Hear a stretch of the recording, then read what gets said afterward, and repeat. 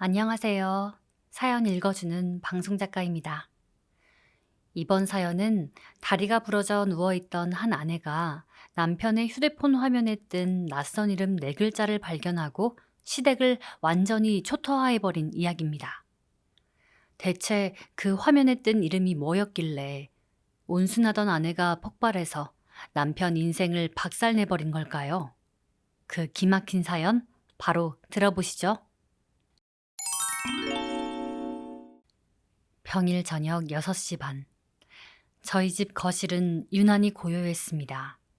저는 거실 소파에 누워 깁스를 칭칭 감은 왼쪽 다리를 높은 베개 위에 얹어두고 있었죠.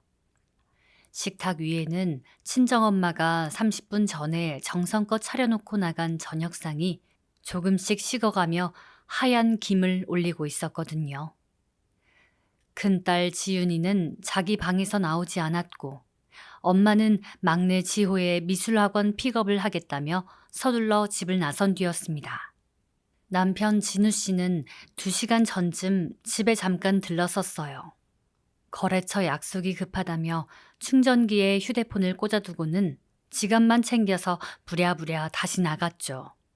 정신없이 나간 남편의 휴대폰은 거실 테이블 정중앙에 덩그러니 놓여 있었습니다. 그때였습니다. 테이블 위에서 남편의 휴대폰이 진동을 울리더군요. 고요한 거실에 울린 진동 소리가 묘하게 신경을 자극했습니다. 이윽고 어두웠던 화면이 탁 켜지면서 빨간 글씨로 알림 미리 보기가 한 줄 떴습니다. 공짜 식모, 부재중 전화, 1.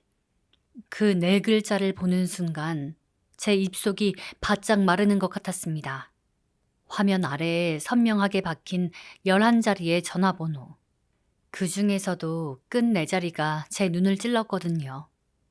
제 머리가 아니라 제 가슴이 평생을 기억해온 우리 친정엄마의 휴대폰 번호였습니다. 학원 정문 앞 쌀쌀한 바람 속에서 손주를 기다리며 사위에게 다정하게 전화를 걸었을 우리 엄마의 얼굴이 머릿속에 선명하게 그려지더군요. 우리 엄마는 자기가 사위 전화기에 어떤 이름으로 박혀 있는지 꿈에도 모르고 있었을 거예요. 긴 이야기 시작하기 전에 잠깐 인사부터 드릴게요. 저는 경기도 일산에 사는 44살 이현주라고 합니다. 중학교 1학년 딸아이와 초등학교 3학년 아들내미를 키우고 있는 지극히 평범한 전업주부예요. 이 일을 온몸으로 겪어내고 한 달이 가까운 시간 동안 누구에게도 선뜻 말을 꺼내지 못했습니다. 가장 친한 친구에게도, 하나뿐인 친정 동생에게도요. 그런데 가슴속에 꾹꾹 눌러 담아둔 덩어리가 시간이 지날수록 점점 커지더니 누군가에게 단 한 번만이라도 전부 털어놓고 싶다는 생각이 간절해지더라고요.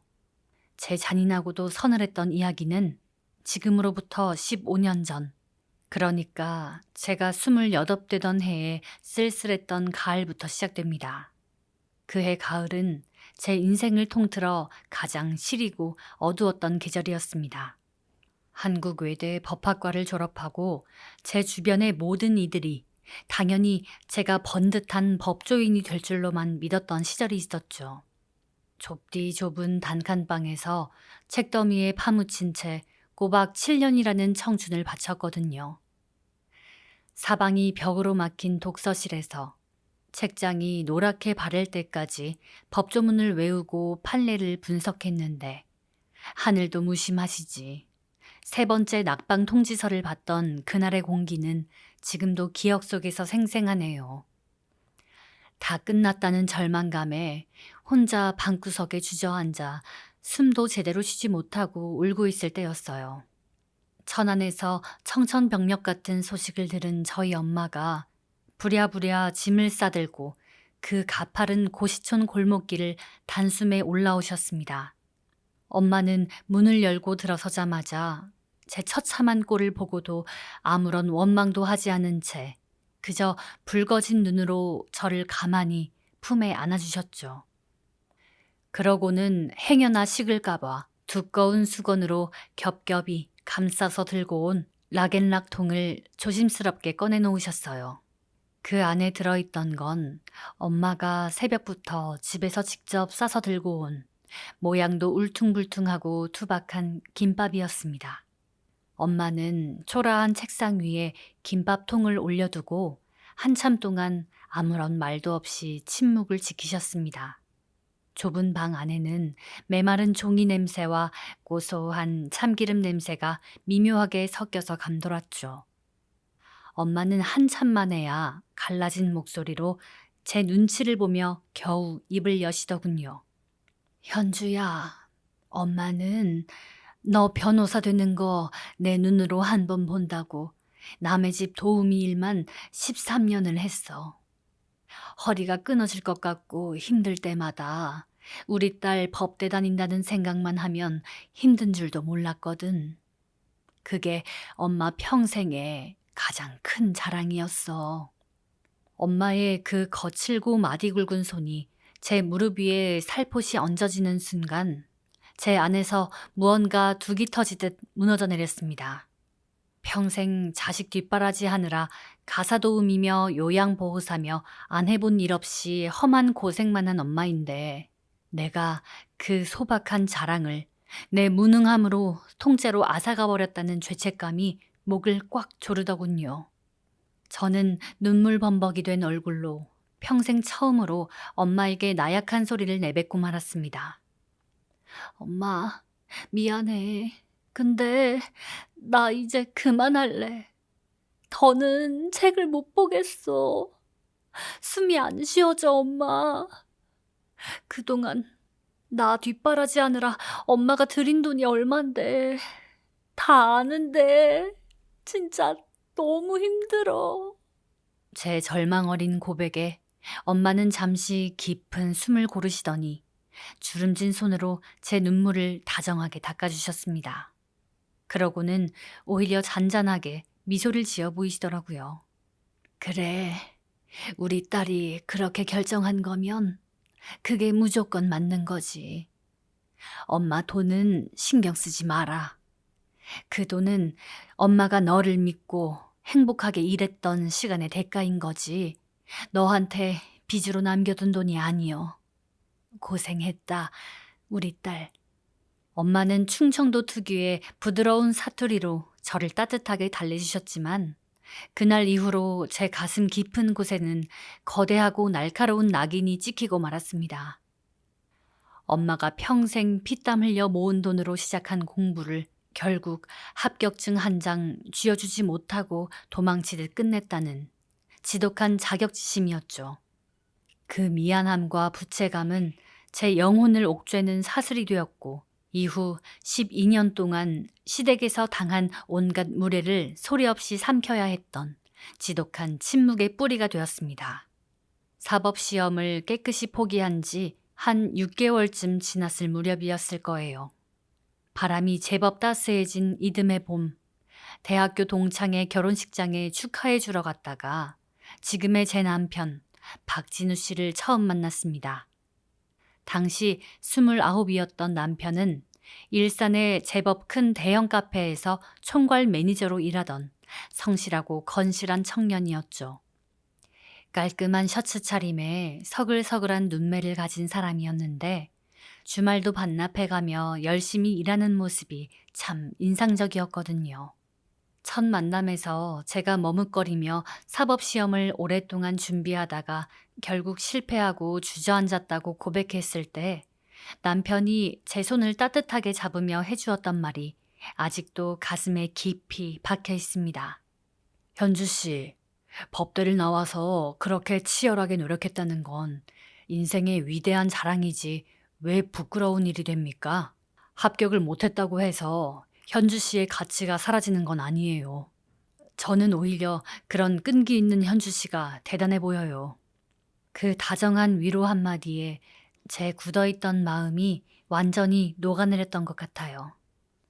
제 자격지심을 감싸 안아주는 구원자처럼 느껴졌거든요.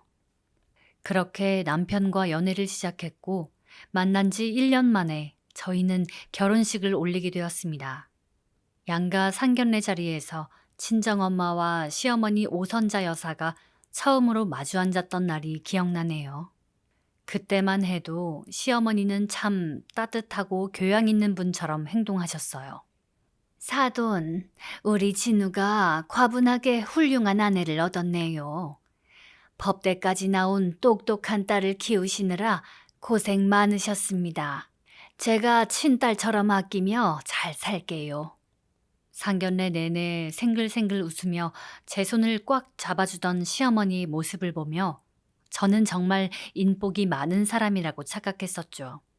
친정엄마도 사위와 사돈이 우리 딸을 기죽이지 않고 받아주는 것 같아 연신 고개를 숙이며 우리 현주 잘 부탁드립니다, 사부인. 하고 감사 인사를 건넸습니다.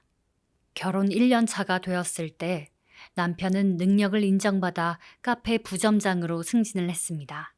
당시 남편이 일하던 카페는 개인이 운영하는 대형 매장이었는데 매출 규모가 워낙 커서 매니저 혼자 감당하기에는 잔업이 너무 많았어요. 어느 날 남편이 퇴근 후 초주검이 된 얼굴로 저에게 넌지시 도움을 요청하더군요. 여보, 매장 매출 정리랑 세금 계산서 발행할 게 너무 많은데 도통 시간이 없어서 못하겠어. 혹시 자기가 당분간만 좀 도와줄 수 있을까? 자기는 법대 나와서 이런 서류 정리나 꼼꼼한 일 잘하잖아. 남편을 돕고 싶은 마음에 저는 흔쾌히 수락을 하고 약 6개월 동안 남편의 서류 작업을 도와주었습니다. 매일 저녁 남편이 들고 온 1일 매출 대장과 포스기 영수증을 대조하고 거래처 물품 대금 명세서를 정리해 주었죠. 세금 계산서 발행이나 매입 매출 흐름을 한눈에 파악하는 법을 그때 자연스럽게 익히게 되었습니다. 물론 저는 그저 부점장인 남편의 개인적인 부탁으로 잔무를 도와준 것에 불과했어요. 최종적인 회계 처리와 세무 신고는 카페 본사 회계팀이 전담하고 있었기 때문에 저는 정식 직원이 아닌 단순한 보조 역할만 했을 뿐이었습니다. 다들 그렇잖아요. 신혼 초에는 남편이 힘들어하면 내일 제쳐두고라도 어떻게든 돕고 싶은 게 아내의 마음이잖아요. 그렇게 6개월 정도 도왔을 무렵 감사하게도 저희 부부에게 큰딸 지윤이가 찾아왔습니다. 입덧이 심해지고 몸이 무거워지면서 저는 자연스럽게 그 회계 보조 일에서 완전히 손을 떼게 되었고 온전히 전업주부의 삶으로 돌아왔습니다. 지윤이가 3살이 되던 해 가을, 그러니까 지금으로부터 정확히 9년 전이었습니다. 남편이 어느 날 밤 눈을 반짝이며 제 앞에 두꺼운 창업 계획서를 내밀었습니다. 이제 남의 밑에서 월급쟁이 매니저 생활은 그만하고 일산 외곽 쪽에 자기 이름으로 된 독자적인 디저트 카페를 차려보고 싶다는 포부였죠. 여보, 내가 그동안 매니저 하면서 쌓은 노하우가 있잖아. 일산 이 자리에 카페 차리면 무조건 대박나. 내 인생 마지막 기회라고 생각하고 한 번만 도전해보고 싶어. 장밋빛 미래를 말하는 남편의 얼굴에는 확신이 가득 차 있었지만 문제는 결국 돈이었습니다. 목 좋은 곳에 대형 매장을 차리려다 보니 보증금과 인테리어 비용을 합쳐 총 창업 자금이 2억 5천만 원이나 필요했거든요. 저희가 모아둔 적금 3천만 원에 시어머니 오선자 여사가 쌈짓돈이라며 보탠 2천만 원, 그리고 제가 결혼 전에 가지고 있던 주택 청약과 적금을 깬 5천만 원을 다 긁어 모아도 무려 1억 5천만 원이라는 거금이 부족한 상황이었습니다. 은행 대출도 한계가 있어 부부가 머리를 맞대고 한숨만 쉬고 있을 때 천안에서 올라오신 친정엄마가 조용히 가방 속에서 통장 하나를 꺼내 놓으셨습니다. 엄마가 내민 통장에는 정확히 1억 원이라는 숫자가 찍혀 있었어요. 천안에서 평생 가사도우미와 요양보호사 일을 하며 무릎이 퉁퉁 붓도록 밤낮으로 모아온 엄마의 전 재산이었습니다. 박서방, 내가 가진 게 이것뿐이라 미안하네. 이 돈 보태서 번듯하게 가게 하나 차려보게. 엄마의 손을 잡는 순간 가슴이 턱 막혔습니다. 엄마가 그 돈을 모으기 위해 남의 집 주방에서 얼마나 많은 서름을 견뎠을지 눈에 선했으니까요. 저는 눈물을 흘리며 나중에 법적인 문제가 생기지 않도록 정식 차용증을 쓰자고 강력하게 주장했습니다. 법학을 공부한 사람으로서 당연한 절차이기도 했죠. 하지만 엄마는 손을 세차게 내저으며 한사코 차용증 작성을 거절하셨습니다. 현주야, 안 된다. 박서방 마음 다치게 무슨 사위한테 차용증을 쓰냐. 사위가 처가에 돈 갚을 일 만들면 부부간에 정만 떨어지는 법이여. 장모가 사위 믿고 주는 돈인데 무슨 서류가 필요해. 엄마 말 들어라. 엄마는 혹여나 사위의 자존심이 상할까봐 장모가 대접받는 것보다 사위 기 살려주는 게 먼저라며 끝까지 고집을 부리셨어요. 남편 진우 씨도 옆에서 어쩔 줄 몰라 하며 감격 어린 표정으로 연신 고개를 숙였습니다. 하지만 저는 끝내 마음이 놓이지 않았죠. 결국 오랜 실랑이 끝에 차용증 대신 법적 효력을 가질 수 있는 약속어음을 발행하는 선에서 타협을 보았습니다. 액면 금액 1억 원, 만기는 5년 후, 이자는 무이자, 발행인은 박진우, 수취인은 강정숙.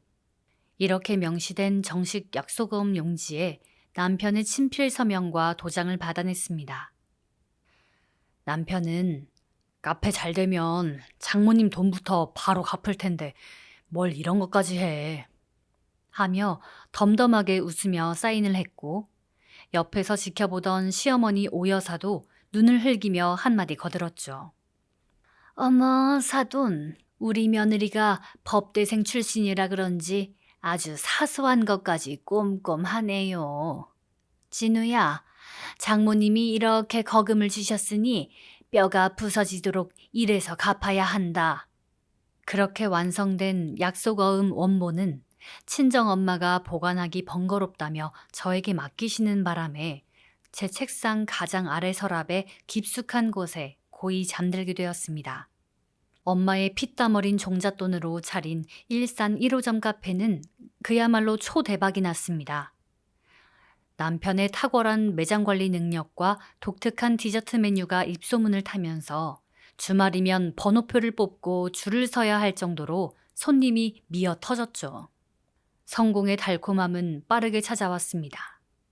1호점의 성공을 발판 삼아 파주의 2호점, 김포의 3호점, 그리고 일산 도심의 4호점까지 줄줄이 확장해 나갔습니다. 남편은 어느새 직원을 수십 명 거느린 번듯한 박 대표님이 되었고 그의 손목에는 수천만 원짜리 명품 시계가, 주차장에는 번쩍이는 수입 외제차가 자리 잡았습니다. 참, 사람의 본성이 변하는 건 순식간이더군요. 돈이 들어오자 가장 먼저 변한 건 시어머니 오선자 여사였습니다. 평범한 동네 주부였던 시어머니는 명품 스카프와 고가의 핸드백으로 온몸을 치장하더니 고급 헬스장과 동네 갤러리 카페를 전전하며 졸부투규의 사모님 행세를 시작하셨습니다. 걸음걸이부터 말투까지 콧대가 하늘을 찔렀죠. 남편의 주머니가 두둑해질수록 시어머니는 저희 엄마를 노골적으로 하대하기 시작했습니다. 언제부턴가 설이나 추석 같은 명절 자리에 친정엄마의 모습이 보이지 않았어요. 저희는 그동안 시댁과 친정이 저희 집에서 명절을 같이 보냈거든요. 식구가 많지도 않고 다들 일하느라 바쁘니까 그게 합리적일 것 같았죠. 그게 무너진 건 시어머니 오여사가 교묘하게 판을 짰기 때문이었습니다. 명절 전날 전화를 걸어와 상냥한 목소리로 쐐기를 박았죠. 애미야, 사돈은 명절에도 쉴 틈이 없으시다며? 우리끼리 고기 굽고 시끌벅적하게 노는 걸 사돈은 오히려 미안해하고 부담스러워 하시더라고. 그러니까 이번 명절에는 사돈 번거롭게 부르지 말고 우리끼리 오붓하게 보내자꾸나. 제가 한 번은 서운한 마음에 어머니, 그래도 명절인데 엄마 혼자 천안에 계시게 하는 건 좀 그렇잖아요. 정 그러시면 저라도 내려갔다가 올게요. 하고 용기를 내어 말해본 적이 있었습니다. 그러면 시어머니는 단숨에 안색을 바꾸며 차갑게 쏘아붙이셨죠. 애미야, 내가 사돈 배려해서 하는 소리잖니. 도우미 일을 하는 분이라 그런지 우리 집에 와서도 손목이 부서져라 일만 하려고 하셔서 내 마음이 불편해 그래. 사돈도 좀 편하게 계시고 싶지 않겠니? 남편 역시 시어머니의 장단에 맞춰 거들었습니다. 자기가 완벽한 상류층이라도 된 듯 주변을 통제하려는 오만한 집착이 호칭과 말투에도 묻어났습니다. 여보, 당신 그 박사학위 같은 거 이제 좀 그만 알아보면 안 돼? 내 지인들 부부 모임 나가면 다들 조용히 내조하는 아내들이지 공부 좀 했다고 유세 떠는 사람 한 명도 없어. 이제 그런 거 안 해도 우리 잘 먹고 잘 사니까 괜한 자격지심 부리지 말고 가만히 좀 있어. 남편은 제 오랜 자격지심을 조언처럼 위장해 짓밟곤 했습니다. 당신은 실패한 사람이니 가만히 엎드려 내조나 하라는 무언의 압박이었죠. 부끄럽게도 저는 그 잔인한 가스라이팅에 완전히 가두어져 버렸습니다. 사법고시 낙방이라는 지독한 콤플렉스가 12년 동안 제 목소리를 억눌렀고 내가 괜한 참견을 해서 남편 앞길을 막거나 가정을 깨트리면 안 된다는 자기 검열에 스스로 입을 다물어 버렸던 거죠. 그렇게 세월의 무정한 흐름 속에 제 존재감과 친정엄마의 흔적을 지워가며 숨죽여 살아가던 중이었습니다. 4호점이 화려하게 문을 열던 해 명절에도 시어머니의 싸늘한 전화 한 통에 천안에 계신 엄마를 부르지도 못한 채 홀로 쓸쓸하게 부엌을 지키며 눈물을 삼켰었죠. 그러던 올 봄이었습니다. 그날은 점심 무렵부터 하늘이 구멍난 것처럼 어두컴컴하더니 거센 빗줄기가 무섭게 아스팔트를 때려대더라고요. 일주일치 장을 가득 봐서 양손에 묵직한 비닐봉지를 들고 아파트 단지 내 횡단보도를 건너려던 참이었죠. 그런데 빗길에 미끄러진 배달 차량 한 대가 미처 속도를 줄이지 못하고 제 왼쪽 옆구리를 그대로 들이받고 말았습니다. 둔탁한 충격음과 함께 제 몸이 빗물 고인 바닥으로 나뒹굴었고 그 순간 정신이 아득해지더군요. 일산 종합병원 응급실에서 겨우 눈을 떴을 때 제 곁을 지키고 있던 사람은 다름 아닌 친정엄마였습니다. 전화를 받자마자 일도 팽개치고 단숨에 응급실로 날아오신 거였죠. 엄마는 머리카락이 빗물과 땀에 젖어 엉망이 된 줄도 모른 채 하얗게 질린 제 손을 꼭 쥐고 사시나무 떨듯 떨며 울고 계셨습니다. 반면에 제 남편이라는 사람은 제가 응급실에 실려온 지 꼬박 4시간이 지나서야 이마에 땀을 닦으며 슬쩍 나타났습니다. 일 때문에 어쩔 수 없었다면서 미안한 기색도 없이 핑계를 대더군요. 그러고는 병실에 머문 지 채 1시간도 되지 않아 매장에 급한 정산 문제가 터졌다며 다시 서둘러 자리를 떴습니다. 시어머니 오선자 여사는 전화로 어머 애미야 어쩌면 좋니? 빗길에 조심 좀 하지 그랬어. 하는 영혼 없는 말 한마디를 보낸 게 전부였죠. 왼쪽 정강이 뼈가 부러져 통 깁스를 하고 꼼짝달싹 못하게 된 저를 위해 엄마는 그날로 전면 휴직을 하셨습니다. 그리고 일산 저희 집으로 낡은 천가방 하나만 들고 들어오셨죠. 엄마의 고단한 헌신은 그때부터 다시 시작되었습니다. 엄마는 매일 새벽 5시면 부스스한 몸을 일으켜 차가운 부엌으로 향하셨어요. 중학교 1학년인 지윤이와 초등학교 3학년인 지호의 도시락을 싸고 온 집안을 걸레질하고 제 삼시세끼 수발에 밤 늦게 들어오는 사위의 술상까지 묵묵히 차려내셨거든요. 엄마는 온종일 허리 한 번 제대로 펴지 못하고 일을 하다가도 주방 일이 끝날 때마다 항상 행주를 물에 깨끗이 빨아 3번 꾹 짜서 싱크대 왼쪽 모서리에 칼같이 각을 맞춰 접어두는 버릇이 있었습니다. 평생 남의 집 일을 정성으로 해주며 살아온 엄마만의 오랜 손버릇이자 고단한 삶의 흔적이었죠. 시어머니는 일주일에 한 번꼴로 값비싼 명품 가방을 들고 저희 집에 찾아오셨습니다. 소파에 고상하게 앉아 엄마가 내온 따뜻한 대추차를 마시며 1시간 남짓 머물다 가시는 게 전부였는데, 가실 때마다 늘 가식 가득한 목소리로 사돈을 치켜 세우곤 하셨어요. 아유, 사돈 음식 솜씨가 워낙에 훌륭하셔서 우리 진우가 아주 호강하겠어요. 역시 주방일이 손에 익은 분이라 그런지 살림이 아주 칼 같으시네요. 엄마는 그 은근한 무시와 하대가 섞인 조롱에도 그저 허리를 굽히며, 아유, 사부인, 제가 할 줄 아는 게 이것밖에 없어서요. 박서방이 맛있게 먹어주면 저야 고맙죠. 하고 바보처럼 환하게 웃을 뿐이었습니다. 저는 침대에 누워 그 모습을 바라보며 가슴이 시커멓게 타들어가는 것 같았지만 여전히 제 자격지심에 갇혀 아무런 말도 하지 못했습니다. 그렇게 2달째 접어들던 어느 평일 저녁이었습니다. 저는 거실 소파에 누워 깁스를 칭칭 감은 왼쪽 다리를 높은 베개 위에 얹어두고 있었죠. 남편 진우 씨는 집에 왔다가 거래처 약속이 급하다며 충전기에 휴대폰을 꽂아두고는 지갑만 챙겨서 부랴부랴 다시 나갔죠. 정신없이 나간 남편의 휴대폰은 거실 테이블 정중앙에 덩그러니 놓여 있었습니다. 그때였습니다. 테이블 위에서 남편의 휴대폰이 진동을 울리더군요. 고요한 거실에 울린 진동 소리가 묘하게 신경을 자극했습니다. 이윽고 어두웠던 화면이 탁 켜지면서 빨간 글씨로 알림 미리 보기가 한 줄 떴습니다. 공짜 식모, 부재중 전화 1. 그 4글자를 보는 순간 제 입속이 바짝 마르는 것 같았습니다.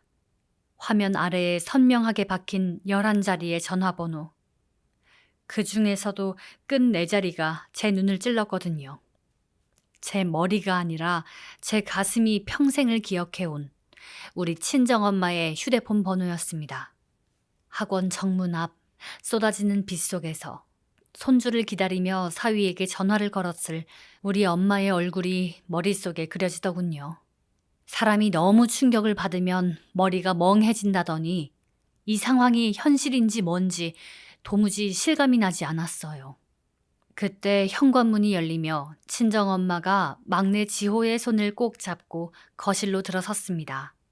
우산에서 떨어진 빗방울을 털어내며 엄마는 평소처럼 다정한 미소를 지어 보이시더군요. 현주야, 박서방 바쁜지 전화를 안 받더라. 저녁에 찌개는 뭘로 끓여줄까? 박서방 순두부 좋아하던데 그거 할까? 아, 순하고 순한 우리 엄마. 착한 우리 엄마는 사위의 휴대폰 속에 자신이 공짜 식모라는 단어로 박혀 있으리라고는 꿈에도 상상하지 못하셨을 겁니다. 그저 고생하는 사위한테 맛있는 음식 만들어주려는 천사 같은 장모님이었죠. 그 모습을 보는데 목구멍 깊은 곳에서 피비린내가 나는 것 같더군요. 저는 남편의 휴대폰을 한참 동안 노려봤습니다. 제 머릿속에는 오직 한 가지 질문만이 굳어지고 있었거든요. 사위라는 인간이 제 손으로 직접 저장한 이름일까? 아니면 시댁 식구들이 다 함께 부르는 별명일까?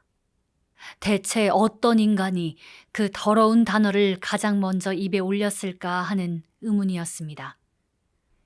아이들이 방으로 들어가고 엄마가 주방에서 손주가 남긴 밥을 대충 물에 말아 드시는 동안 저는 깁스한 다리를 다시 절뚝거리며 식탁 앞으로 다가갔습니다. 남편의 휴대폰을 집어들었지만 화면은 굳게 잠겨 있었죠. 혹시나 하는 마음에 제 손가락으로 지문 인식을 해봤지만 당연히 작동할 리가 없었죠. 그런데 잠금 화면을 위로 쓸어 올리자 익숙한 패턴 입력창이 화면에 나타났습니다. 저는 잠시 망설이다가 남편이 고집스럽게 써오던 아주 단순한 패턴 하나를 떠올렸습니다. 설마 하는 마음으로 떨리는 손가락을 화면에 대고 Z자를 부드럽게 그어내렸습니다. 띵 하는 가벼운 소리와 함께 거짓말처럼 잠금 화면이 스르륵 풀려버리더군요. 남편은 휴대폰 기종을 몇 번이나 바꾸고도 그 단순한 잠금 패턴은 9년 전과 똑같은 것을 쓰고 있었던 거예요. 아내인 제가 감히 자기 휴대폰을 열어볼 거라 생각조차 못했던 거겠죠. 제가 가장 먼저 손을 댄 곳은 역시 카카오톡 앱이었습니다. 화면을 켜자마자 목록 가장 첫 번째 자리에 고정되어 있는 대화방 하나가 눈에 들어오더군요. 상대방의 이름은 아주 소박하게 엄마라고 적혀 있었습니다. 시어머니 오선자 여사와 남편 박진우, 단둘이서 온갖 은밀한 대화를 나누는 곳이었죠. 둘의 대화 내용을 살펴보던 제 손가락이 어느 한 구간에서 얼어붙듯 멈췄습니다. 거기에는 제가 상상했던 것보다 훨씬 더 추악하고 잔인한 조롱의 흔적들이 수년의 세월 동안 켜켜이 쌓여 있었거든요. 시어머니 오 여사가 먼저 보낸 메시지가 선명하게 박혀 있었습니다. 진우야, 이번 주말에 너희 집에 갈 테니까 그 식모 양반한테 갈비찜 좀 두둑하게 해주라고 해라. 저번에 보니까 손맛은 좋더라. 그러자 제 남편이라는 인간이 아주 당연하다는 듯이 답장을 보내더군요. 어머니, 안 그래도 미리 말해뒀어요. 주말에 오셔서 맛있게 드시기만 하세요. 시어머니의 조롱은 갈수록 점입가경이었습니다. 공짜로 부려먹는 식모 하나 있으니까 세상 편하고 좋네. 돈 한 푼 안 쓰고 남의 집 부엌대기 노릇을 그렇게 지극정성으로 해주니 얼마나 고맙니? 남편의 대답은 제 심장을 갈기갈기 찢어 발겼습니다. 원래 장모가 남의 집 도우미 출신이잖아요. 뼛속까지 식모 근성이 있어서 그래요. 손에 익은 짓거리가 어디 가겠어요? 그냥 대충 고맙다고 말 한마디만 해주면 신나서 더 잘해요. 화면을 더 위로 올렸습니다. 1년 전, 3년 전, 심지어 9년 전 엄마가 피땀 어린 창업 자금 1억 원을 건네며 카페 1호점을 계약하던 그 무렵의 메시지까지 거슬러 올라갔죠. 공짜 식모라는 그 더러운 별명은 9년 전 남편이 엄마의 번호를 처음 저장할 때 시어머니가 장모가 뭐냐? 그냥 우리 집 식모지. 하고 던진 악독한 농담을 사위라는 인간이 낄낄거리며 그대로 받아 적은 것에서 시작된 것이었습니다. 그들은 9년 동안 엄마의 돈으로 졸부가 되었으면서도 등 뒤에서는 엄마의 삶을 비웃으며 가장 천한 부엌대기로 취급하고 있었던 거예요. 눈물이 흐르지 않았습니다. 분노보다 더 무서운 거대하고 차가운 이성이 제 머릿속을 지배하기 시작했으니까요. 사법고시 낙방이라는 자격지심에 갇혀 먼지 쌓인 책장 속에 봉인해 두었던 법학도 이현주의 차가운 뇌세포들이 그 순간 일제히 깨어나는 소리가 들렸습니다. 일반 대여금의 소멸시효는 10년. 엄마가 돈을 건넨 지 올해로 9년째. 아직 정확히 1년의 청구 시한이 남아있어. 숨이 가빠왔지만 저는 떨리는 숨을 가라앉혔습니다. 지금 여기서 휴대폰을 집어던지고 소리를 지르면 시댁 인간들은 차용증 조항이나 시효 만료를 핑계대며 온갖 법적 꼼수로 빠져나갈 게 뻔했으니까요. 그들을 완벽하게 파멸시키기 위해서는 더 철저하고 더 잔인한 덫이 필요했습니다. 그날 밤 새벽 1시, 온 집안이 깊은 잠에 빠져들었을 때 저는 소파에 앉아 남편의 휴대폰 화면을 제 폰으로 촬영하기 시작했습니다. 9년치에 달하는 단톡방의 조롱과 비하 발언, 엄마를 식모라 부르며 히히덕거린 대화 내용들을 한 줄도 빠짐없이 단 한 단어도 놓치지 않고 수백 장의 사진으로 저장했죠. 새벽 3시, 저는 깁스한 다리를 끌고 제 방 책상 앞으로 다가갔습니다. 가장 아래쪽, 오랫동안 열어보지 않아 뻑뻑해진 서랍을 힘주어 열었죠. 먼지 냄새와 함께 서랍 구석에 누렇게 바랜 노란 봉투 하나가 모습을 드러내더군요. 봉투를 열어 내용물을 꺼냈습니다. 9년 전 남편 박진우가 친필로 서명하고 날인한 액면 금액 1억 원짜리 약속어음 원본이 상처 하나 없이 온전한 상태로 서랍 속에서 숨을 쉬고 있었습니다. 만기일은 이미 지났지만 소멸시효 10년이라는 법적 테두리 안에서 이 종이는 언제든 남편의 전 재산을 압류할 수 있는 거대한 폭탄과도 같았죠. 새벽 4시, 창밖으로 푸르스름한 새벽빛이 밀려올 때 저는 단단히 결심했습니다. 지금 당장 터뜨리지 않겠다. 엄마가 나를 돌봐주기로 한 남은 한 달의 시간 동안 나는 철저하게 가면을 쓰겠다.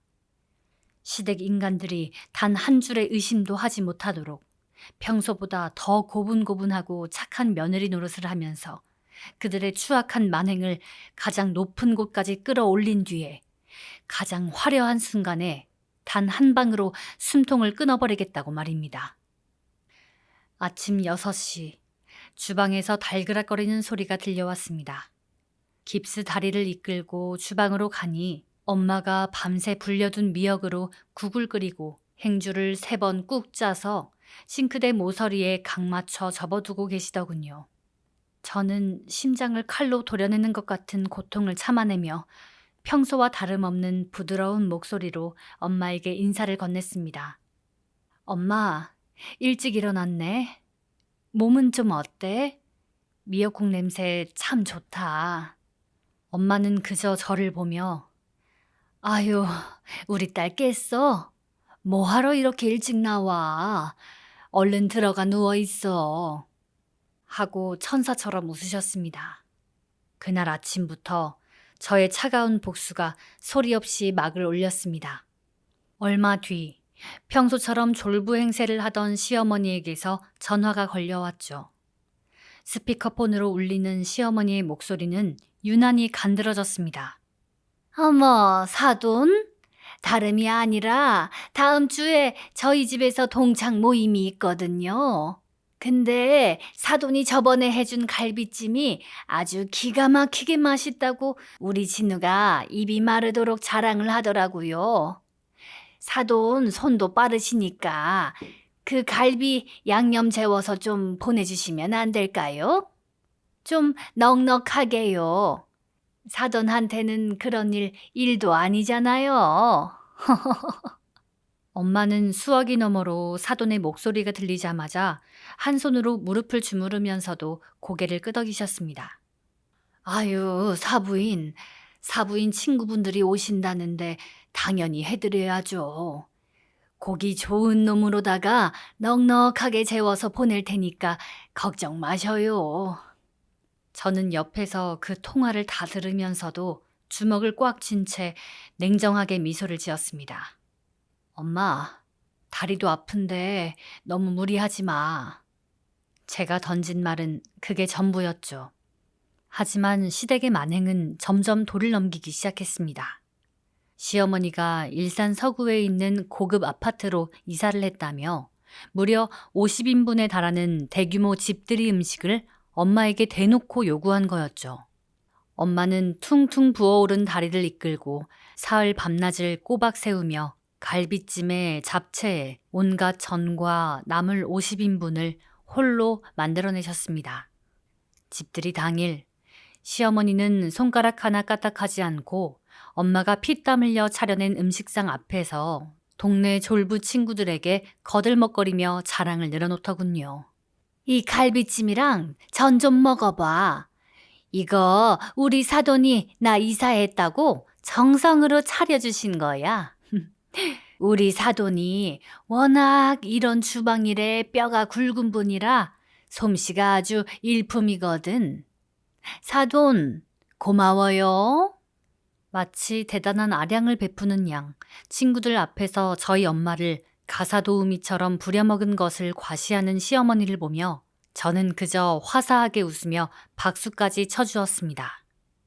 사위인 진우 씨도 장모님 고생하셨습니다 하고 영혼 없는 인사만 건넸죠.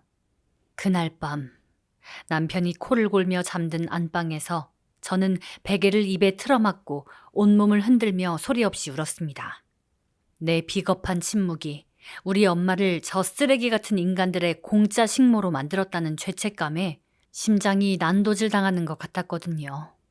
심지어 그 주 주말에는 남편 놈까지 나서서 엄마의 노동력을 착취했습니다. 장모님, 저희 1호점 매장에서 이번에 직원들 단합회를 하거든요. 근데 장모님이 끓이시는 김치찌개랑 밑반찬 손맛이 워낙 좋으셔서 우리 직원들한테 좀 먹여보고 싶어서요. 양념 좀 넉넉히 해서 20인분만 가게로 보내주시면 안 될까요? 엄마는 사위의 사업이 더 번창하길 바라는 간절한 마음으로 아유, 박서방이 필요하다는데 밤을 새워서라도 해가야지 하며 또다시 주방에서 허리를 구부리셨습니다.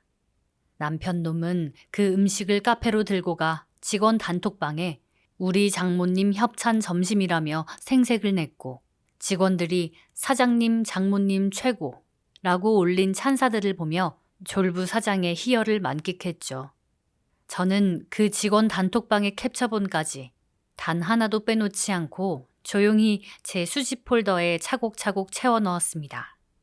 그리고 마지막 4번째 주가 되던 어느 날 저녁이었습니다. 미술학원에서 돌아온 막내 지호가 식탁에 앉아 엄마가 구워준 계란말이를 먹다가 천진난만한 얼굴로 저를 보며 청천벽력 같은 질문을 던지더군요. 엄마, 외할머니가 식모야? 오늘 학원 앞에서 친구 엄마들이 외할머니 보고 저 할머니가 그 집 식모래 그러던데. 식모는 돈 받고 남의 집 일 해주는 사람이잖아. 근데 우리 외할머니는 왜 돈 안 받아? 주방에서 설거지를 하던 엄마의 손이 순간 멈칫하는 것이 보였습니다. 엄마는 이내 아무렇지 않은 척 물기를 닦으며 지호의 머리를 쓰다듬으셨죠. 우리 지호야. 할머니는 돈 받고 일하는 식모가 아니고 우리 지호랑 지윤이 그리고 지호 엄마를 너무 사랑해서 그냥 기쁜 마음으로 도와주는 거요. 알겠지? 엄마의 그 처연한 목소리를 듣는 순간 제 안에 무언가가 완전히 핏빛으로 물들며 폭발해버렸습니다.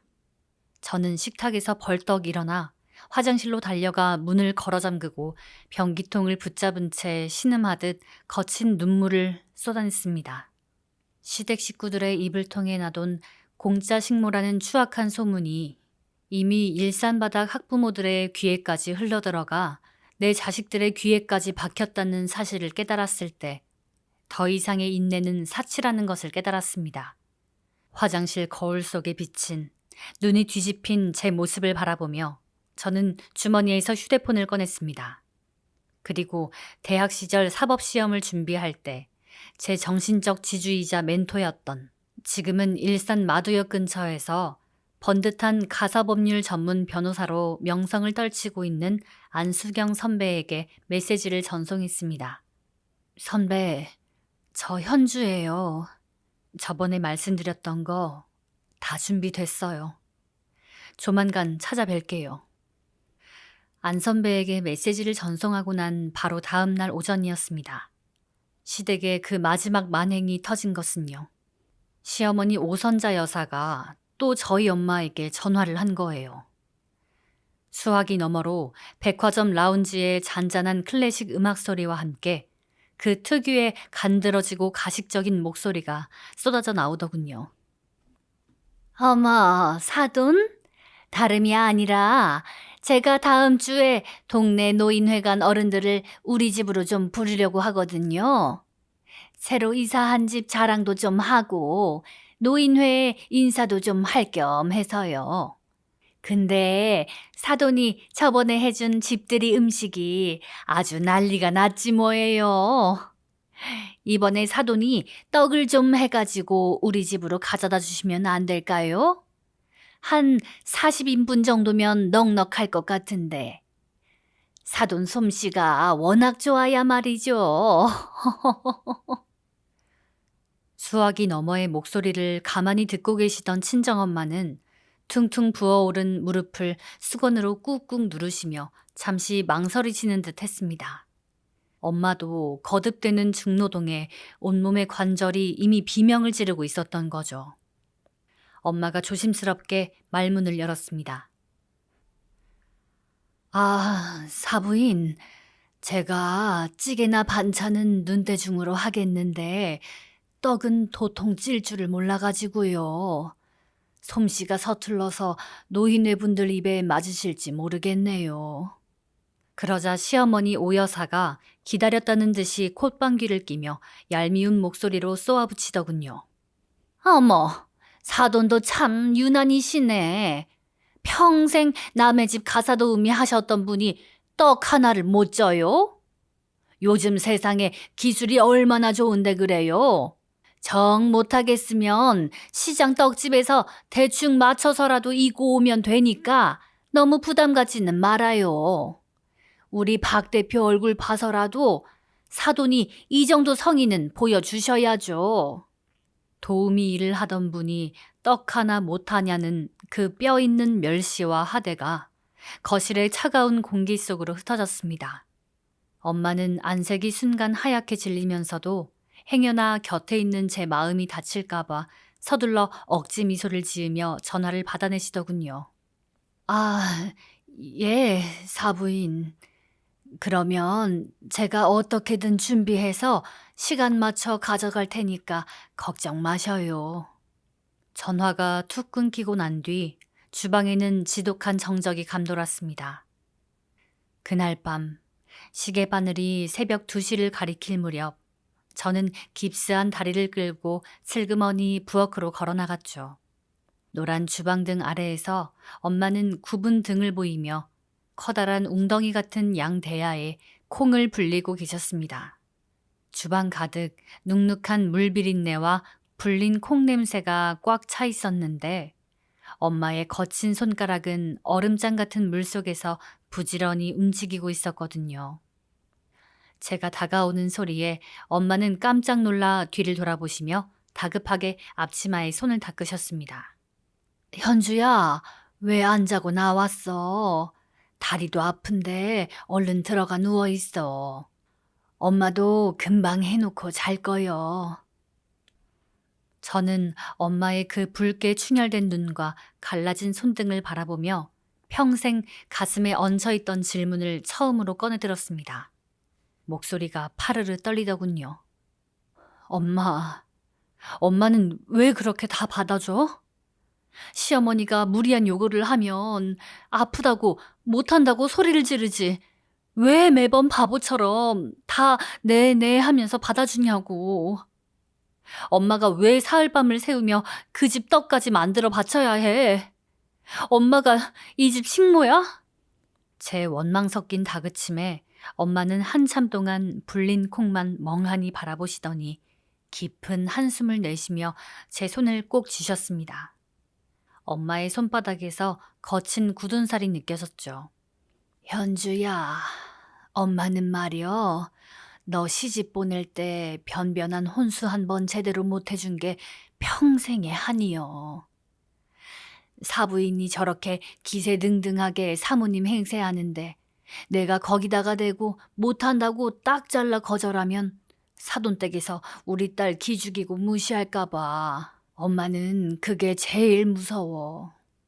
사부인이 부탁하는 건 내가 몸이 부서지는 한이 있어도 다 해야 우리 딸이 그 집에서 큰 소리치고 대접받는 법이여. 너 기죽이면 안 되니까. 엄마는 괜찮여. 진짜 괜찮여. 엄마는 사위와 시어머니가 등 뒤에서 자신을 공자식모라 부르며 9년 동안 온갖 더러운 조롱을 퍼부어왔다는 사실을 여전히 꿈에도 모른 채 오직 자식의 길을 살려주겠다는 그 일념 하나로 뼈를 깎는 고통을 견디고 계셨던 겁니다. 그 눈물겨운 진심을 마주하는 순간 제 인내심은 완전히 박살이 나버렸습니다.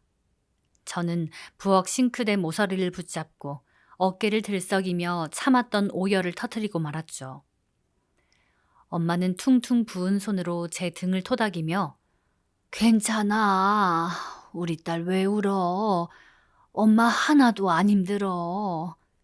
하고 달래셨지만 저는 제 비겁했던 침묵이 너무나도 원망스러워 밤이 새도록 눈물을 멈추지 못했습니다. 다음 날 오전, 저는 엄마에게는 병원에 정기검진을 받으러 간다고 짧게 둘러대고는 깁스를 이끈 채 마두역 근처에 있는 법조타운으로 향했습니다.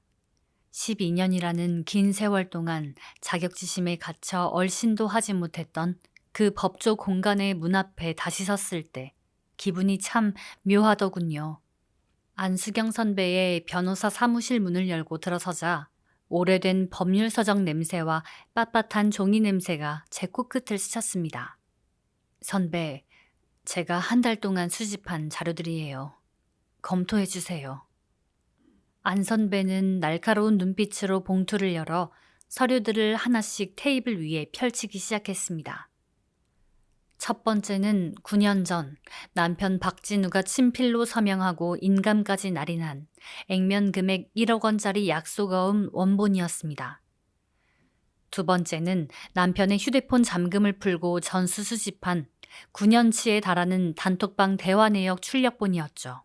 엄마를 공짜 식모라 부르며 가사도우미 출신의 식모 근성이 어디 가겠냐고 히히덕거린 증거들이 형광펜으로 선명하게 칠해져 있었습니다.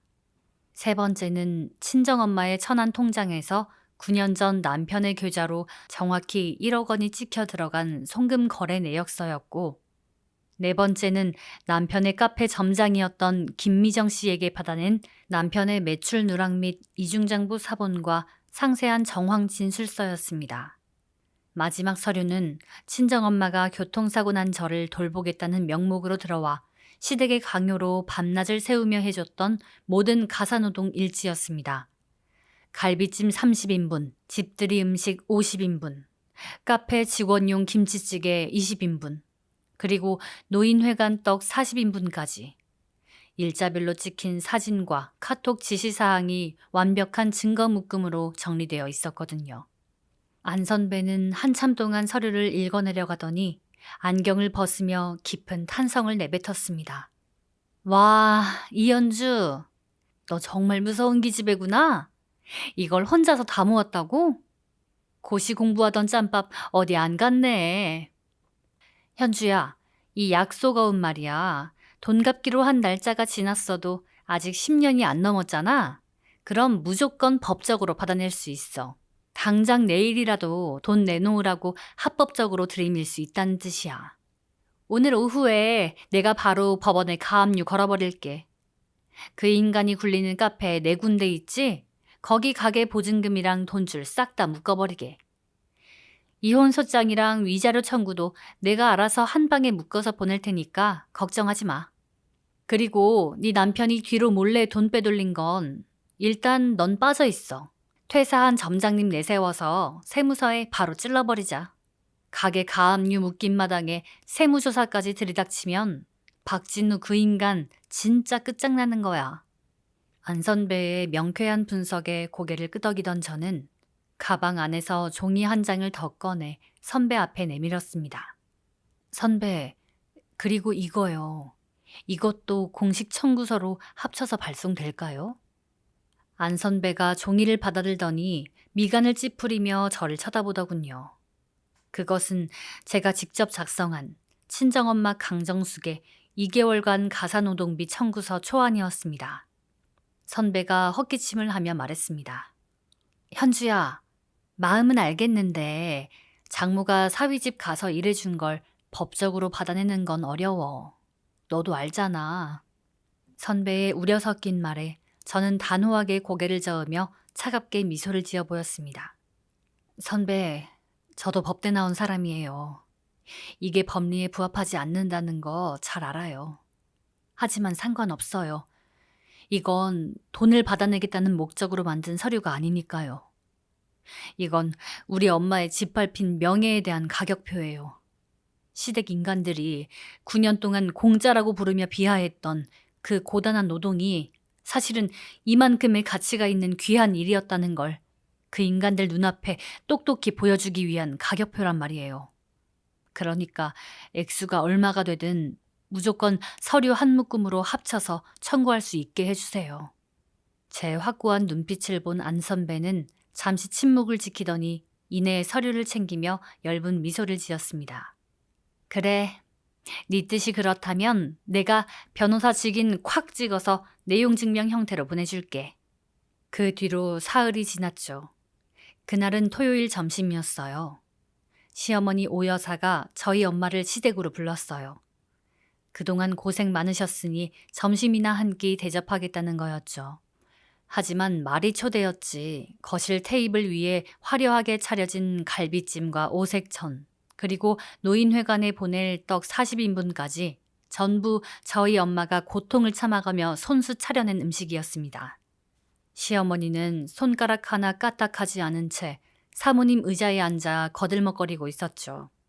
저는 평소와 다름없이 고분고분하고 화사한 미소를 지어 보였습니다. 시어머니 오 여사는 엄마가 쪄온 떡을 포크로 콕 찍어 먹으며 친구들에게 자랑할 생각에 연신 싱글벙글 콧노래를 불렀죠. 아휴, 사돈, 떡이 아주 쫄깃하고 간이 딱 맞네. 노인회 어른들이 아주 좋아하겠어요. 역시 이런 주방일은 우리 사돈이 최고야. 엄마는 사돈의 칭찬에 그저 허리를 숙이며 맛있게 드셔주니 다행입니다 하고 소박하게 웃을 뿐이었습니다.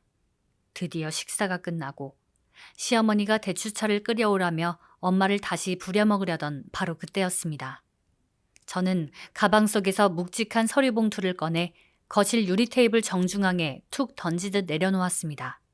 둔탁한 파여름과 함께 거실의 모든 공기가 단숨에 얼어붙었죠. 애미야, 이게 뭐니? 밥 잘 먹고 갑자기 무슨 서류 봉투를 꺼내들어? 시어머니 오 여사가 미간을 찌푸리며 불쾌한 기색을 숨기지 않았습니다. 남편 진우 씨도 찻잔을 내려놓으며 쏘아붙이더군요. 여보, 밥 먹는 자리에서 분위기 깨게 이게 무슨 짓이야? 저는 두 사람의 날카로운 핀잔에 아랑곳 없이 봉투 안에서 첫 번째 서류 한 장을 꺼내 시어머니 오 여사 눈앞에 정확히 밀어놓았습니다. 그것은 남편의 휴대폰에서 캡처한 단톡방의 생생한 대화 내역이었습니다. 공짜 식모, 부재중 전화라는 발신자 저장명부터 공짜로 부려먹는 식모가 있으니 세상 편하네. 뼛속까지 식모 근성이 있어서 대충 고맙다 하면 신나서 더 잘해요. 라는 남편의 추악한 발언까지 붉은색 형광펜으로 선명하게 그어져 있었죠. 시어머니 오 여사는 그 종이를 받아들자마자 동공이 사정없이 흔들리며 안색이 흑빛으로 변해버렸습니다. 입술을 파르르 떨며 소리를 지르더군요. 애미야, 이게 대체 뭐냐? 너 진우 전화 훔쳐봤어? 왜 남의 전화를 몰래 훔쳐보고 이딴 걸 뽑아와? 남편 진우 씨도 슬쩍 종이 내용을 확인하더니 손을 덜덜 떨며 자리에서 벌떡 일어났습니다. 얼굴이 순식간에 하얗게 질려서는 어쩔 줄 몰라 하더군요. 여보, 잠깐만 내 말 좀 들어봐. 이거 그냥 어머니랑 장난치다가 나온 소리야. 진짜 오해야. 저는 소파에 기댄 채 평소보다 한 톤 낮은 지극히 차분하고 정확한 목소리로 남편의 말을 끊어버렸습니다. 제 평생 가장 서늘하고 잔인한 목소리였죠. 여보, 누가 공짜래? 그 한마디에 거실은 지독한 정적 속에 빠져들었습니다. 저는 봉투 안에서 두 번째 자료인 약속어음 사본과 법원 가압류 신청서를 꺼내 남편의 명품 시계가 채워진 손목 앞에 툭 던졌습니다. 이거 9년 전에 박진우 씨가 우리 엄마한테 1억 빌리면서 직접 도장 찍은 약속어음 원본이에요. 만기 지났으니까 이제 종이 쪼가리 된 줄 알았죠? 남한테 빌린 돈은 법적으로 10년 안에만 청구하면 무조건 받아낼 수 있어요. 아직 1년 남았네요. 변호사 시켜서 법원에 가압류 신청까지 싹 다 끝냈습니다. 박진우 씨 이름으로 된 카페 4군데 보증금이랑 당신이 끌고 다니는 그 잘난 외제차까지 한 푼도 못 건드리게 다 묶어버렸어요. 당장 모레 월요일 아침이면 건물주랑 거래처 사장들한테 가게 가압류 들어왔다는 통지서 날아갈 겁니다.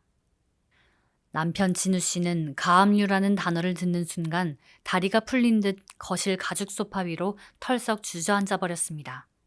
눈이 뒤집힌 채 서류를 훑어보던 남편의 입술이 하얗게 질려가더군요. 하지만 제 심판은 여기서 끝이 아니었습니다. 봉투 깊숙한 곳에서 마지막 2장의 서류를 꺼내 2 사람 앞에 나란히 놓았습니다. 첫 번째 서류는 바로 친정엄마의 가사노동비 청구서였습니다. 저는 가사노동비 청구서를 시어머니 코앞까지 바짝 밀어놓았죠. 시어머니는 숨도 제대로 쉬지 못한 채 새파랗게 질린 얼굴로 서류를 내려다보더군요. 제 목소리는 한치의 흔들림도 없이 정확하게 거실을 울렸습니다. 어머님, 이거 똑똑히 보세요. 지난 2달 동안 우리 엄마가 이 집에서 한 식모 노릇에 대한 청구서예요. 요즘 도우미 아주머니들 기본 시급만 쳐도 2달 치면 670만 원 돈이고요. 거기에 어머님이 친구들 모아놓고 유세했던 갈비찜 50인분, 박진우 씨가 직원들한테 생색낸 찌개, 그리고 오늘 노인회에 사모님 소리 들으려고 억지로 시킨 그 떡값까지 싹 다 더한 겁니다. 도합 852만 원이에요. 공짜라고 그렇게 좋아하셨던 우리 엄마 희생에 대한 가격표. 이게 진짜 가격이라고요. 시어머니 오 여사는 뒷목을 부여잡으며 가슴을 쥐어짜듯 숨을 헐떡였습니다. 이 발칙한 것! 며느리가 어떻게 시어머니한테 이딴 종이 쪼가리를 내밀어? 사돈이 좋아서 해준 일을 가지고 무슨 돈을 청구해? 이런 배은망덕한 것 같으니라고? 시어머니의 표독스러운 외침에 저는 차갑게 비웃음을 날려주었습니다. 어머님, 착각하지 마세요. 아직 시작도 안 한 거예요. 다음 주 금요일까지 우리 엄마 통장으로 이 돈 입금 안 하면 이 청구서와 단톡방 캡처본 전부 출력해서 동네방네 다 뿌릴 거예요. 어머님 다니는 헬스장, 동네 카페, 노인회관 게시판에 아주 도배를 해버릴 거라고요. 그 서슬퍼런 경고에 시어머니는 단 한마디도 대꾸하지 못한 채 온몸을 부르르 떨며 바닥으로 엎어졌습니다. 사모님 행세를 해오던 졸렬한 자존심이 단숨에 쓰레기통에 처박힌 꼴이었죠. 남편 진우 씨는 상황이 완전히 파국으로 치달았음을 직감했는지 거실 바닥에 무릎을 꿇으며 제 깁스한 다리를 붙잡으며 매달렸습니다. 여보, 내가 잘못했어. 진짜 내가 미친놈이야. 가압류는 제발 풀어줘. 그거 임대인들한테 들어가면 나 진짜 파산해. 제발 한 번만 살려줘. 어머님이 시켜서 장단 맞춘 것 뿐이란 말이야. 남편놈이 구걸하는 추악한 꼴을 보며 저는 차갑게 돌아섰습니다. 그러고는 멍하니 서서 눈물만 흘리고 있던 친정엄마의 거친 손을 꽉 쥐었습니다. 엄마, 가자. 다시는 이 쓰레기 같은 인간들이랑 상종 안 해도 돼. 가자, 엄마. 저는 엄마의 손을 잡고 뒤도 한번 돌아보지 않은 채 시댁 거실을 당당하게 걸어 나왔습니다. 제 뒤로 남편놈의 절규와 시어머니의 악에 바친 신음소리가 들려왔지만 그 더러운 소음들은 이제 제 알바가 아니었죠. 사흘 후 화요일이었습니다. 법원에 채권 과압류 결정 통지서가 남편의 카페 4곳의 임대인들과 주 거래처에 차례대로 송달되기 시작했죠. 매장 하나가 가압류로 묶이자마자 파국이 밀려오는 건 순식간이었습니다. 화요일 오전부터 남편의 휴대폰은 불이 나기 시작했거든요. 카페 1호점 건물주가 다급하게 전화를 걸어와서 박 사장, 가게에 무슨 가압류가 들어와? 월세 한 번 안 밀리던 사람이 대체 무슨 짓을 하고 다니는 거야? 하고 노발대발 소리를 질러댔답니다. 주 거래처 2곳도 외상대금 결제가 불투명해졌다며 원두와 디저트 자재 납품을 당장 보류하겠다고 통보해왔죠. 카페 4곳의 영업이 하루아침에 완전히 마비되어 버린 겁니다. 엎친 데 덮친 격으로 그 주 금요일에는 예전 카페 직원 김미정 씨가 세무서에 정식으로 제보를 접수했습니다. 남편이 수년 동안 조직적으로 저질러온 매출 누락 자료와 비공식 이중장부 사본이 국세청에 고스란히 넘어간 거였죠. 일주일도 채 지나지 않아 세무조사 사전 통지문이 칼같이 도달했습니다. 세금 추징에 형사처벌까지 처할 위기에 놓인 남편은 그야말로 눈이 뒤집혀서 사방으로 뛰어다녔지만 이미 엎질러진 물이었죠. 동네에서 콧방귀 좀 끼고 다니던 시어머님의 사모님 행세도 단숨에 박살이 났죠. 남 얘기 좋아하는 사람들이 이미 온 동네에 소문을 내고 다녔거든요. 선자씨 아들네 가게에 가압류 들어왔다던데 무슨 일 있는 거 아니야? 세무조사까지 나온다던데. 그날 밤 남편이 땀범벅이 된 추악한 몰골로 거실 바닥에 다짜고짜 무릎을 꿇으려 하더군요. 여보, 내가 진짜 죽을 죄를 지었어. 내가 미쳤었나 봐. 가압류만 제발 풀어줘. 엄마가 은근히 부추겨서 내가 잠깐 눈이 멀었던 거야. 우리 가게 다 망하게 생겼어. 제발 한 번만 살려줘. 바닥에 이마를 찌으며 싹싹 비는 그 인간을 저는 소파에 앉아 차가운 눈빛으로 내려다보았습니다. 가슴 속에 요만큼의 동정심도 일지 않더군요. 다들 그렇잖아요.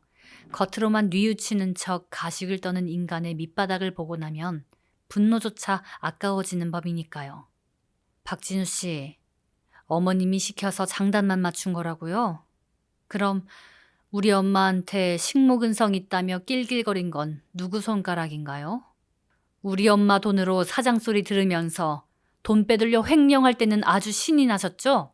오르막이 있으면 내리막도 있는 법이랍니다. 이 더러운 인간아. 제 서슬퍼런 팩트 폭격에 남편은 그저 바닥만 쳐다보며 부들부들 떨고만 있었습니다. 아무런 변명도 통하지 않는다는 걸 그제야 깨달은 거였죠. 가압류 통지서가 날아가고 정확히 일주일이 지난 목요일 오후였습니다. 인기척도 없이 현관문이 열리더니 평소 화려한 명품 스카프와 하이힐로 치장하던 시어머니가 화장기 하나 없는 부석한 얼굴에 후줄근한 운동복 차림으로 나타났죠. 10년은 더 늙은 것 같더군요. 그 양반의 손에는 하얀 서류 봉투 하나가 쥐어져 있었어요. 친정엄마 통장으로 입금한 가사노동비 입금 영수증이었죠. 시어머니는 영수증을 테이블 위에 올려놓더니 주방에서 조용히 마늘을 까고 있던 친정엄마 앞으로 다가가 털썩 무릎을 꿇었습니다. 사돈, 사부인, 제가 정말 죽을 죄를 지었습니다. 제가 눈이 멀고 미쳐서 사부인 귀한 줄 모르고 돈 없는 짓을 했어요. 제발 우리 진우 가압류 좀 풀어달라고 현주 좀 말려주세요. 사부인, 제발 부탁드립니다. 눈물을 뚝뚝 흘리며 사죄하는 사돈을 본 우리 엄마는 손사래를 치며 시어머니를 만류하셨습니다. 아유, 사부인 이러시면 안 돼요. 얼른 일어나세요. 어서요. 엄마는 남을 무릎 꿇리고 모욕을 주는 그런 모진 성품이 아니었습니다. 엄마는 굳이 사돈을 끝까지 일으켜 세우더니 따뜻한 보리차 한 잔을 따라와 바들바들 떨고 있는 시어머니 앞에 가만히 내려놓으시더군요. 사부인, 사과는 잘 받았습니다. 엄마가 입을 열자 시어머니는 구세주라도 본 듯 얼굴이 순식간에 환해지더군요. 하지만 엄마의 말은 아직 끝난 게 아니었죠. 저한테 하신 사과는 잘 받았다는 말씀입니다. 딸 가진 엄마가 자식 위해서 뭔들 못하겠어요. 그렇죠? 그런데요, 식모 엄마 고생하는 꼴 보면서 자란 우리 딸 입장은 다르죠. 그 아이 무너진 속은 제가 감히 달래줄 수가 없거든요. 그러니까 나머지 일은 전부 저희 현주가 알아서 결정할 겁니다. 엄마의 목소리는 부드럽지만 단호했죠. 결국 시어머니는 눈물을 펑펑 쏟으며 쫓겨나듯 집을 나섰죠. 그 파국이 휘몰아치고 열흘쯤 지났을까요? 마침내 제 왼쪽 다리에 그 무겁던 통깁스를 완전히 풀어낸 다음날 아침이었습니다. 아이들을 전부 등교시키고 난 뒤 유난히 햇살이 따스하게 내리쬐던 거실 식탁에 엄마와 저 단 둘이 마주 앉았습니다. 주방은 신기할 정도로 평화로웠고 식탁 위에는 김이 모락모락 피어오르는 보리차 2잔이 놓여 있었죠. 주방 한 구석, 싱크대 왼쪽 모서리에는 엄마가 칼같이 각을 맞춰 접어둔 행주가 가만히 놓여 있었습니다. 엄마는 찻잔을 만지작거리며 한참 동안 말이 없더니 처음으로 그 깊은 속내를 제게 꺼내놓으셨습니다. 현주야, 엄마는 말이여 늘 우리 딸이 자랑스러웠어.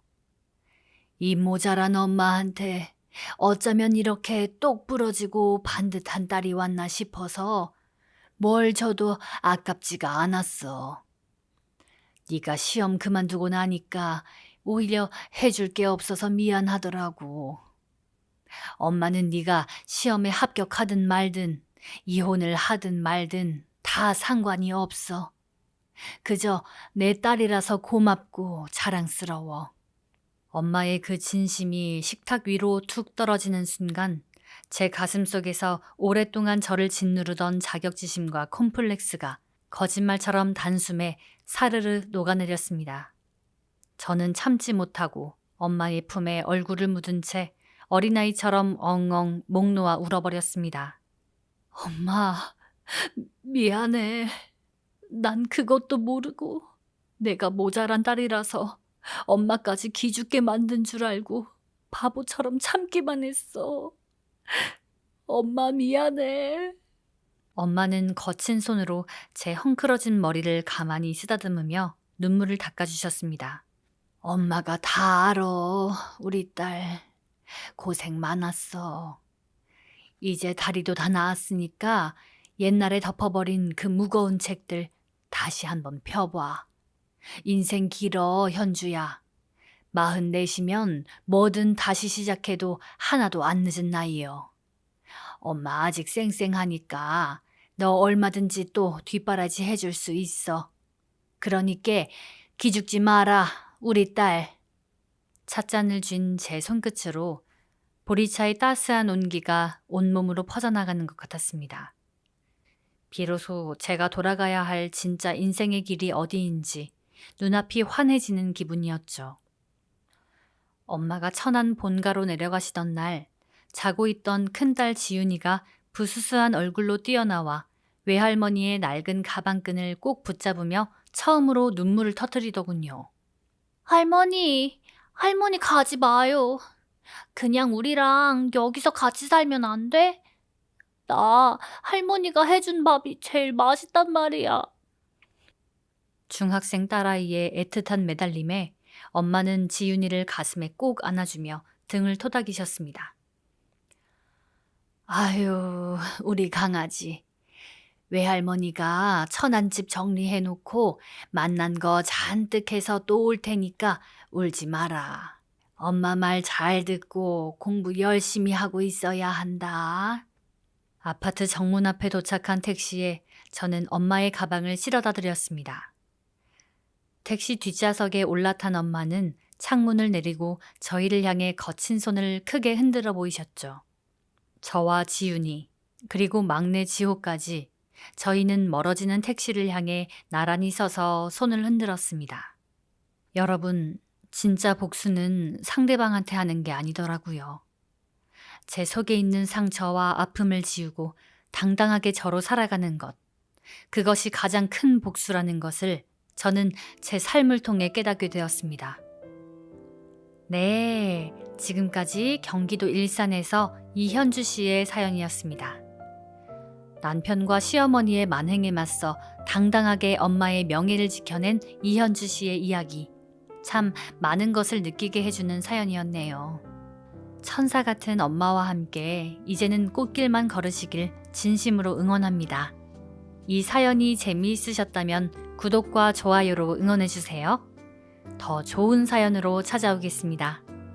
여러분, 사랑합니다.